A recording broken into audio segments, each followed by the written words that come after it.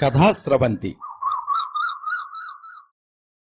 నిరంతర కథాప్రసార వాహిని కథల భాండాగారం కథాస్రవంతిని ఆదరిస్తున్న అభిమాన శ్రోతలకు నమస్కారం. ఈనాటి కథకు స్వాగతం. ఈరోజు మీరు వినబోయే కథ బెహరా పేరిందేవి, బెహరా సత్యనారాయణమూర్తి, డాక్టర్ వివి వెంకటరమణ గార్ల సంపాదకత్వంలో వెలువడిన మధ్యతరగతి మందహాసం బెహరా వెంకట సుబ్బారావు సర్వలభ్య రచనలు కథా సంపుటం నుండి శాంతిప్రియ కథ. రచన కీర్తిశేషులు బెహరా వెంకట సుబ్బారావు. వినిపిస్తున్నది పప్పు భోగారావు. కోరినవారు శ్రీ బిఎస్ఎన్ మూర్తి. శ్రీ బెహరా సత్యనారాయణ, శ్రీమతి విజయలక్ష్మి దంపతులకు 28 జూన్ 1935 సంవత్సరంలో బెహరా వెంకట సుబ్బారావు గారు తూర్పుగోదావరి జిల్లా పిడపర్తి గ్రామంలో జన్మించారు. వీరి విద్యాభ్యాసం అంతా పోలవరం, యలమంచిలి, తుని, కొత్తవలస పట్టణాల్లో జరిగింది. సుబ్బారావు గారు చదువులో ఎప్పుడూ ముందు వరుసలో ఉండేవారు. వారు ఎస్ఎస్ఎల్సీ చదువుకునే రోజుల్లో లిఫ్కో చెన్నై వారు నిర్వహించిన ఇంగ్లీష్ ప్రొఫిషియన్సీ పరీక్షలో బహుమతి సాధించారు. కేంద్ర ప్రభుత్వ ఉద్యోగంలో 1958 ఏప్రిల్ 20వ తేదీ నాడు అనకాపల్లిలో చేరి కొత్త వలసలో హెడ్ పోస్ట్ మాస్టర్ శ్రేణిలో 1993 సంవత్సరం జూన్ 30వ తేదీన పదవీ విరమణ చేశారు. సుబ్బారావు గారు 1958 సంవత్సరంలో సాహితీ రంగంలోకి అడుగుపెట్టారు. రచయితగా మంచి పేరు ప్రఖ్యాతులు గడించారు. ప్రముఖ వార మాసపత్రికలలో దాదాపు 200 కథలు, 3 సీరియల్స్ రాశారు. వీరి కథలు ఆకాశవాణిలో కూడా ప్రసారం అయ్యాయి. వివిధ పోటీల్లో దాదాపు 25 బహుమతులు పొందారు. వీరి కొటీసు అనే కథను ఏషియన్ లాంగ్వేజెస్ బుక్ సొసైటీ ప్రచురించింది. అభ్యుదయ వేదిక హైదరాబాద్ వారు 1984లో నిర్వహించిన మాదిరెడ్డి సులోచన స్మారక కథల పోటీలో ఆయన రాసిన విలువలు అనే కథకు బహుమతి లభించింది. దానిని తన అభిమాన కథానాయకుడు అక్కినేని చేతుల మీదుగా అందుకున్నారు 1988 ఉగాది సందర్భంగా. ఆయన కథలను కన్నడ భాషలో శ్రీకాంత్ అనే ఆయన అభిమాని అనువదించారు. ఉగాది, సౌమ్య, ఉదయం వంటి ప్రముఖ పత్రికలు ప్రారంభమైనప్పుడు కథలను పంపమని కోరడం ఆ రోజులలో సాహితీ రంగంలో ఆయనకున్న ప్రత్యేక స్థానాన్ని చెబుతుంది. ఆయన కథల సంకలనాన్ని తేవాలనేది ఆయన చిరకాల కోరిక. దానిని ఆయన మరణానంతరం 2006లో ప్రముఖ కథా రచయిత కాళీపట్నం రామారావు గారి చేతుల మీదుగా శ్రీకాకుళం కథానిలయంలో విడుదల చేసి వారి శ్రీమతి గారికి అంకితం ఇవ్వడం వారింటిల్లిపాదికి ఎంతో సంతృప్తినిచ్చిన సంఘటన. శ్రీ బెహరా వెంకట సుబ్బారావు గారు 1998 సంవత్సరంలో స్వర్గస్థులయ్యారు. ఈ కథనం మీకు నచ్చినట్లయితే ఈ వీడియోని లైక్ చేయండి, మీ మిత్రులకు షేర్ చేయండి, మీ అభిప్రాయాన్ని కామెంట్స్లో తెలియజేయండి. మీరు మొదటిసారి ఈ ఛానల్లో కథ వింటున్నట్టయితే ఈ ఛానల్ని సబ్స్క్రైబ్ చేసుకోండి. పక్కనుండే బెల్ ఐకాన్ని తప్పకుండా నొక్కండి. ఈ ఛానల్ ద్వారా వినిపించే కథలు, కబుర్లు, వ్యాసాలు అన్నీ ఎప్పటికప్పుడు మీకు అందజేయబడతాయి.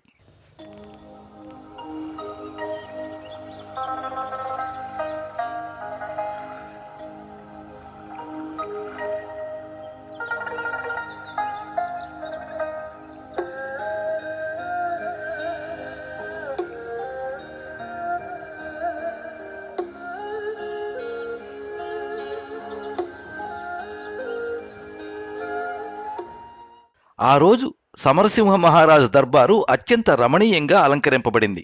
ఆ రాజదర్బారులోనికి సామాన్య మానవునికి ప్రవేశం దుర్లభం, నిషిద్ధం కూడా. వత్సరానికి ఒకే రోజున సమరసింహుని దర్బారును సందర్శించే సద్భాగ్యం సామాన్య మానవునికి సైతం సంప్రాప్తమవుతుంది. ఆ రోజే సమరసింహుని జన్మదినం, ఆ దేశానికి పర్వదినం.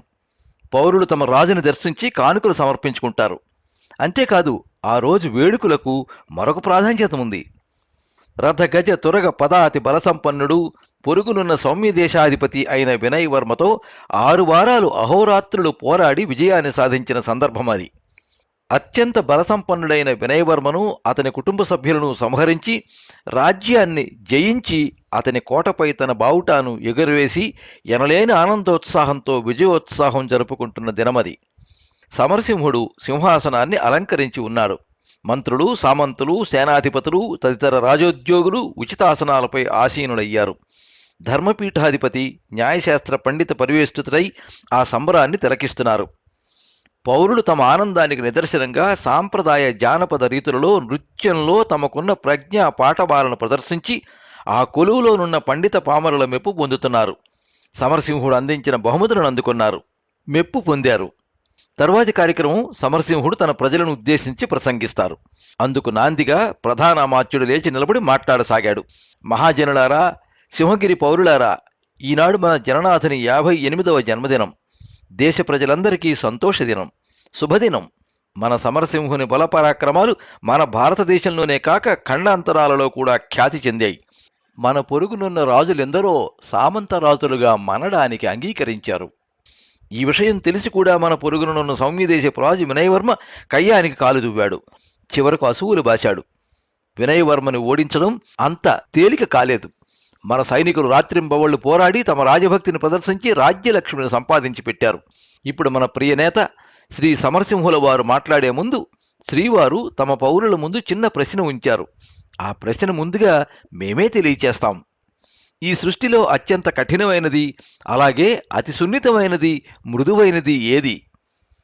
సరైన సమాధానం చెప్పగలిగిన వారికి ఏలినవారు 1116 బంగారు నాణాలను బహూకరిస్తారు. బహుమతి ప్రదానంతరం ప్రభువుల వారు ప్రజలను ఉద్దేశించి ప్రసంగిస్తారు. సభలోని వారంతా ఒకరి మొహాలొకరు చూసుకున్నారు. ఒకరినొకరు సంప్రదించుకున్నారు. సమాధానం తెలియక తెల్లమొహం వేశారు. 10 నిమిషాలు గడిచాయి. అమాత్యశేఖరుడు ఆహూతులను పౌరులను పట్టి పట్టి చూశాడు. ఒక్కడూ సమాధానం చెప్పే స్థితిలో కనిపించలేదు. మన జననాథుని ప్రశ్నకి జవాబు ఏ ఒక్కరూ చెప్పలేరా అడిగాడు. నేను చెప్పగలను అంటూ జనాన్ని తోసుకుంటూ ముందుకొచ్చాడు ఒక వ్యక్తి. అందరి కళ్ళు అతని మీద పడ్డాయి.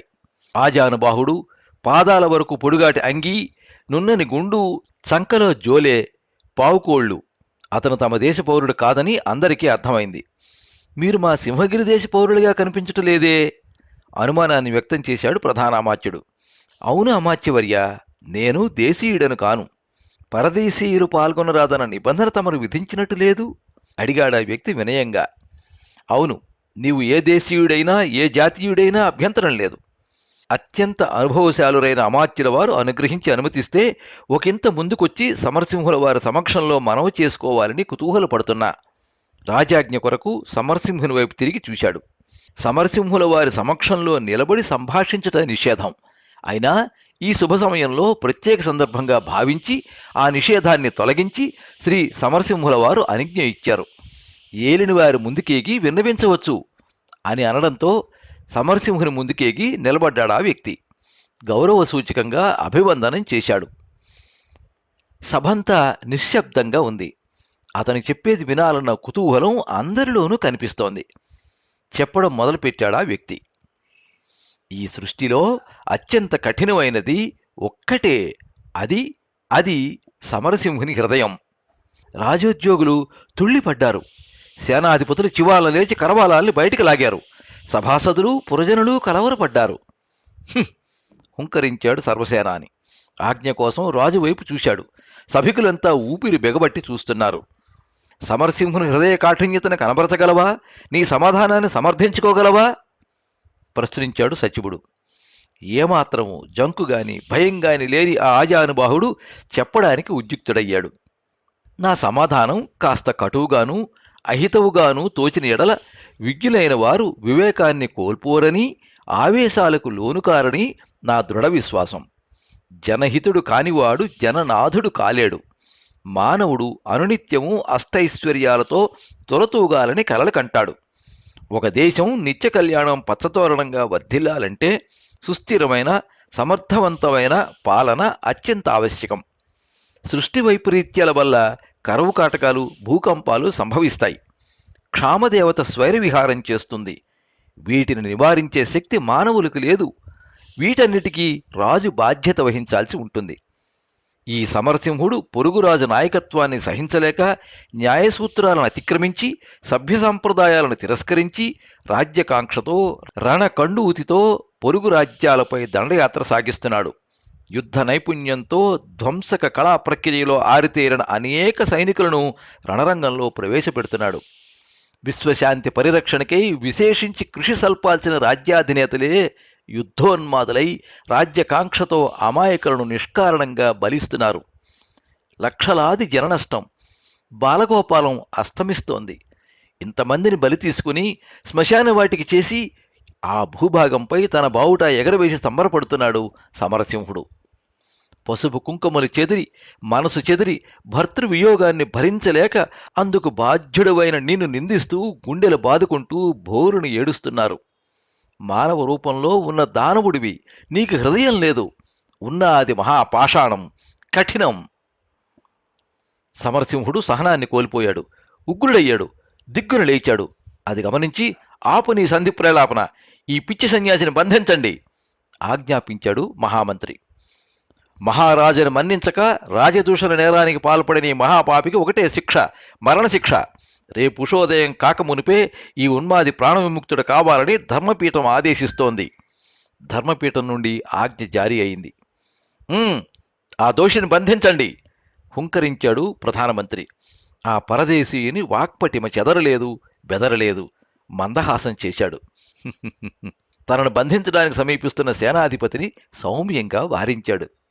ప్రాణభీతితో పారిపోయే పిరికివానిని, శస్త్రాస్త్రధరుడైన శత్రువుని బంధించాల్సిన అవసరం ఉంటుంది, కానీ నిరాధారిణైన నన్ను బంధించాల్సిన అవసరం లేదు మహారాజా. గమ్యం లేని గమనం నాది. ఈ బాటసారికి ప్రాణభీతి ఏ కోశానా లేదు, పారిపోయే ప్రసక్తి లేదు. కాబట్టి నన్ను బంధించాల్సిన అవసరం లేదు. ఈ రాజ్యంలో అడుగుపెట్టాను కాబట్టి ఈ దేశ రాజు ఆజ్ఞ శిరసావహిస్తా. మీ బుధ ప్రఖండుల తీర్పుకు బద్ధుడనై ఉంటా.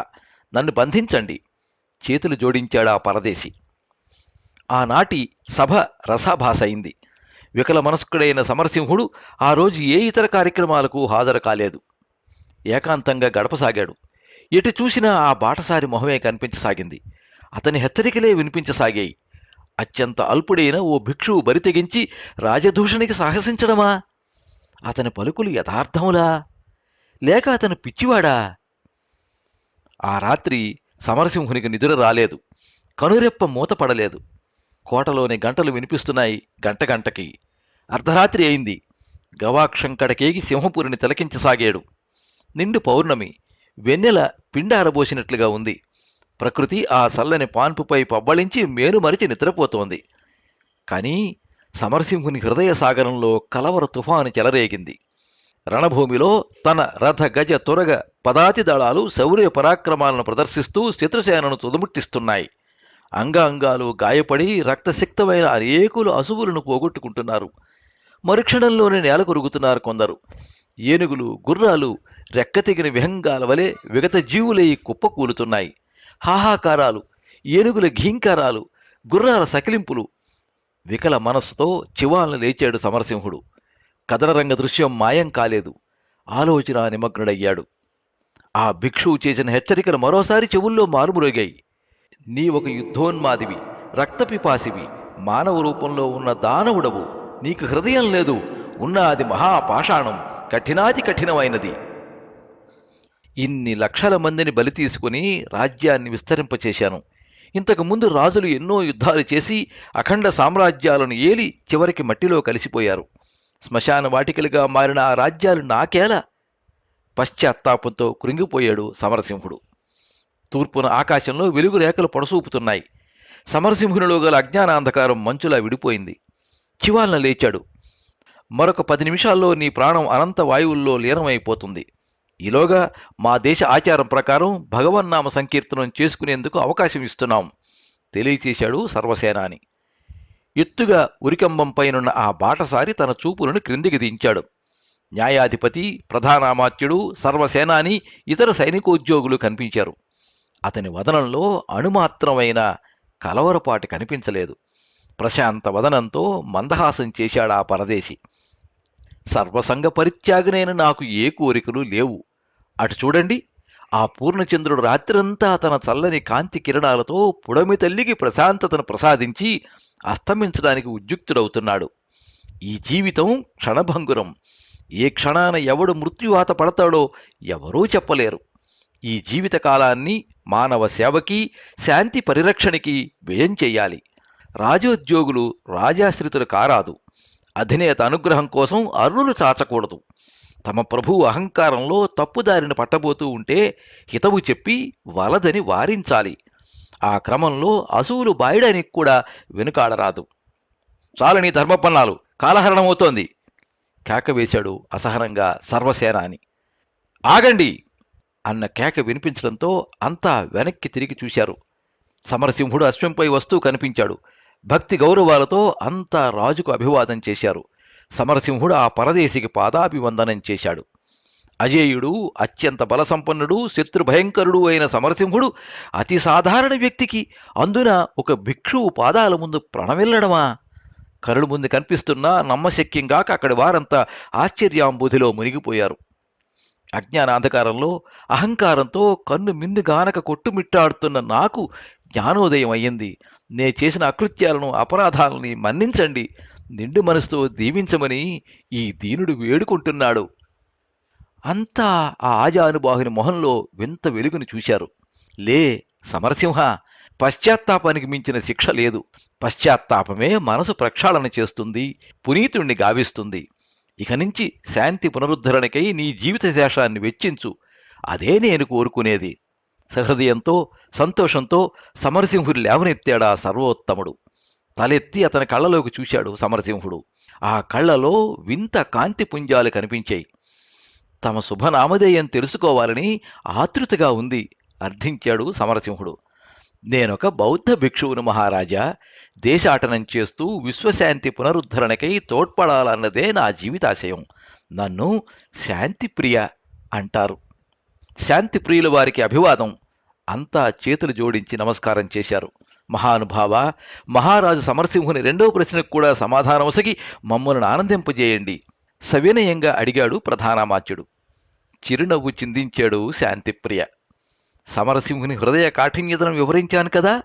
అంతటి కఠినాతి కఠినమైన హృదయం తెల్లవారేలోగా మంచుగడ్డలా కరిగి ద్రవించిందంటే అంతకన్నా సున్నితమైనది, మెత్తనైనది ఈ పృథ్వీలో మరొకటి ఉండదు. అది కూడా సమరసింహుని హృదయమే. ఆ జవాబుకి అంతా మరోసారి ఆనందసాగరంలో మునిగిపోయారు. శుభం భవతు. బుద్ధం శరణం గచ్ఛామి, ధర్మం శరణం గచ్ఛామి, సంఘం శరణం గచ్ఛామి అంటూ నిష్క్రమిస్తున్న ఆ శాంతిప్రియకు నమస్కరిస్తూ ఉండిపోయారంతా.